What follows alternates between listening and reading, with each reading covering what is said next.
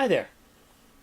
I've been thinking about a little, I guess you could say a little contradiction that I keep running into lately.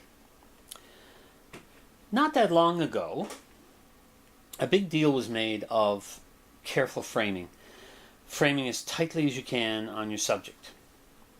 And in many cases, I totally agree that is definitely something very important.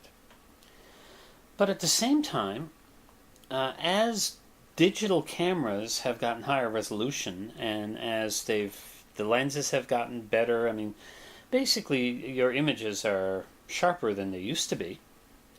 Now, quite often you're told to shoot a little wide to give yourself some cropping space. Now, I learned this the hard way many years ago. One of the first times that I tried digital photography at a wedding, I framed very tightly for some of my shots, and then they asked for 8x10s. Now, if you stop and think about that for a minute, 8x10 is a 4:5 ratio. So if I were using an old 4:5 film camera, that would have been perfect. But I wasn't. I was using a digital SLR with a 2:3 ratio. Now, with a 2:3 ratio, there is no way to get an 8x10 without having to crop off the ends of that long side of the frame. And I couldn't do that because I had framed too tightly. So, this very short video is just to point out one very simple fact. And that is, make sure that you know what your purpose of an image is before you decide whether to go in very tight or whether to give it a little breathing space. If it's something that may need to be printed, you might want that little bit of breathing space. If it's something where you know you're going to be sharing it online, or where the actual dimensions of what you are shooting are such that that's only dead space at the ends anyway, then no big deal. But do keep that in mind. The ratio of your image.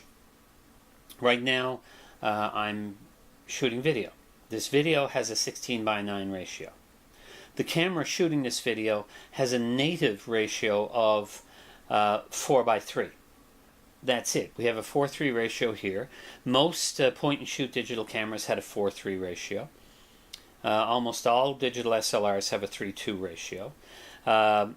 Larger format cameras are usually a 4:3 ratio as well. In the film era, of course, you had Hasselblads, which were square. You had 6:7. You had 4.5:6. You had so many different sizes. And, just keep in mind that if you need to print an 8x10 and you're shooting with a standard digital SLR, give yourself a little breathing space. Make sure you've got room to crop it. All right, not much else to say here. Just be aware of that ratio. And that ratio, of course, refers to the length to width ratio of your sensor and of the image you're shooting with your sensor. Many cameras, such as Micro Four Thirds, do have the option of changing the ratio, but you lose some resolution. For instance, if you have a 16 megapixel camera in its 4:3 native state, if you switch it to 3:2, it's going to drop down to probably around 12 megapixels. If you switch it to square, it's going to also drop down probably to a similar amount. But you do have that option. And it does allow you to, for instance, if you set it to square, you now have the perfect ratio for Instagram. So if you're going to use images from the camera on Instagram, you can now frame as tightly as you want because you know there is not going to be any cropping required. All right, folks. If you like this video, give me a like. If you would like to see more of my videos, by all means subscribe to my channel. And of course, if you think somebody else might need to be reminded that image ratio can have an impact on your prints, then by all means share it. Well, bye for now.